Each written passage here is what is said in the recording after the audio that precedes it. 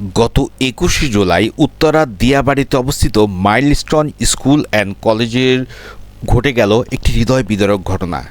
College ক্যাম্পাসের উপর আছড়ে পড়ল বাংলাদেশ বিমান বাহিনীর একটি প্রশিক্ষণ বিমান। এই ঘটনায় নিহত হলেন বিমানের পাইলট ফ্লাইট লেফটেন্যান্ট তৌকির সহ মাইলস্টোন স্কুল অ্যান্ড কলেজের বেশ কিছু শিক্ষার্থী। বন্ধুরা, milestone school and college ২৪ April ২০০২ সালে দিয়াবাড়িতে প্রতিষ্ঠিত হয়। এটা কুর্মিটোলা বিমানবন্দরের রানওয়ের খুব কাছাকাছি এবং পাশেই রয়েছে শাহজালাল আন্তর্জাতিক বিমানবন্দর। এই ধরনের একটি স্থানে বহুতল স্থাপনা আইনত দণ্ডনীয় এবং একটি বেআইনি কাজ।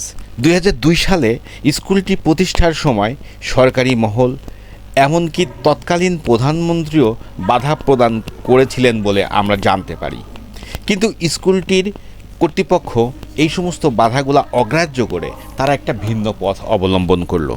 তারা স্কুলের শিক্ষার্থীদের সঙ্গে নিয়ে আন্দোলনে নেমে পড়লেন।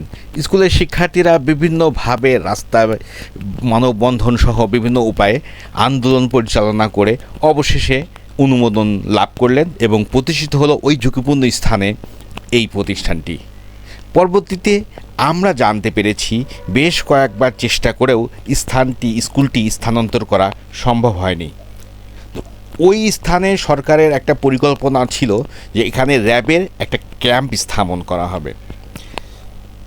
স্থানটি বিমান ওঠানামার পথে অর্থাৎ রানওয়ের সম্মুখভাবে হওয়ার কারণে বিমানবন্দরটি প্রধান ও গুরুত্বপূর্ণ হওয়ার কারণে স্কুলটির উপর দিয়ে গড়ে প্রতি ৩ মিনিট পর একটি করে বিমান ওঠানামা করে, যা শিক্ষার্থীদের জন্য একই সঙ্গে কৌতূহল ও ভীতির ব্যাপার ছিল বটে।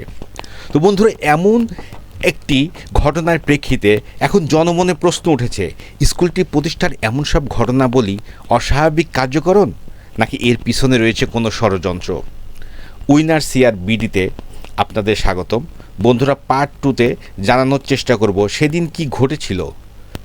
তো এমন ইনফরমেটিভ ভিডিও পেতে চ্যানেলটি সাবস্ক্রাইব করুন, লাইক দিন ও ভিডিওটি শেয়ার করে অন্যদের জানানোর ব্যবস্থা করুন। ধন্যবাদ।